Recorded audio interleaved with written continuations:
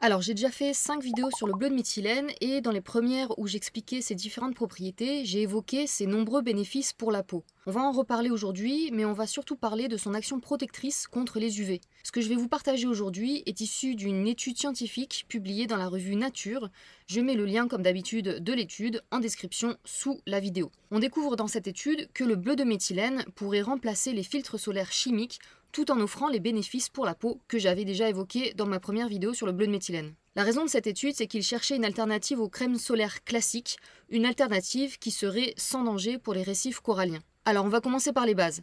Le soleil émet deux types principaux d'UV qui nous concernent, les UVB, qui ont des longueurs d'onde plus courtes, de 280 à 320 nanomètres. Ces UVB transportent une énergie plus élevée. Ce sont eux qui causent les coups de soleil et les dommages à l'ADN des cellules de la peau. Les UVA, qui ont des longueurs d'onde plus longues, de 320 à 400 nanomètres, pénètrent plus profondément dans le derme. Ils ne brûlent pas, mais ils génèrent beaucoup de radicaux libres et sont responsables du vieillissement de la peau et de la mort cellulaire. Et c'est là qu'interviennent les filtres solaires. L'oxybenzone, par exemple, est le filtre solaire chimique le plus utilisé. Il absorbe les UV et les transforme en chaleur. Mais il est toxique pour les récifs coralliens à tel point qu'il est désormais interdit dans plusieurs pays. Et c'est là que le bleu de méthylène se distingue. Dans l'étude, les chercheurs ont comparé le bleu de méthylène à l'oxybenzone à deux concentrations différentes, 100 micromoles et 1 millimol. Résultat, le bleu de méthylène a montré une absorption UV à large spectre, couvrant les UVA, les UVB et même les UVC. Il est plus efficace que l'oxybenzone sur les UVB, c'est-à-dire les rayons les plus énergétiques et les plus dommageables pour l'ADN. Par contre, concernant les UVA, l'oxybenzone reste un peu plus performant, mais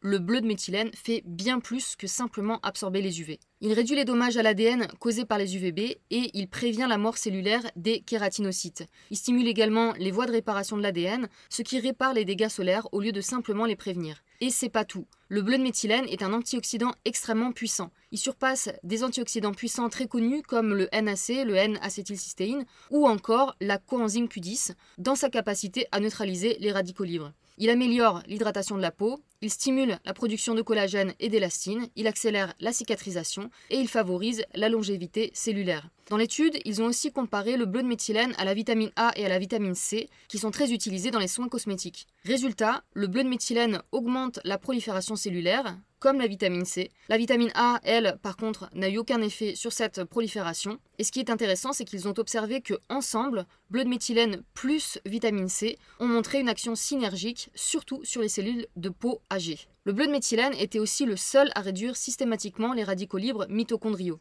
Pour revenir sur le sujet principal de l'étude, c'est-à-dire l'impact des crèmes solaires sur les coraux, l'étude a trouvé que le bleu de méthylène est sans danger pour les écosystèmes marins. Elle montre que l'eau de mer contenant du bleu de méthylène n'a aucun impact sur la croissance du corail Xenia umbellata. D'ailleurs, le bleu de méthylène est déjà utilisé en aquaculture pour soigner les poissons depuis très longtemps. Conclusion, le bleu de méthylène protège mieux que l'oxybenzone contre les UVB, répare les dommages à l'ADN, protège des radicaux libres, favorise la régénération et la jeunesse de la peau et est non toxique pour les océans. Donc personnellement, moi je pense que je vais m'essayer à me fabriquer une crème solaire maison à base de bleu de méthylène. Donc dites-moi en commentaire si ça vous intéresse. Et si ça vous intéresse, je ferai une vidéo où je montre comment je fais ma crème solaire maison. Voilà concernant le bleu de méthylène pour la peau et en tant que crème solaire, en tout cas en tant qu'ingrédient principal d'une crème solaire. Ça a l'air d'être quelque chose de très intéressant. Si vous voulez en savoir plus sur le bleu de méthylène, je mets tous mes liens de mes autres vidéos sur le bleu de méthylène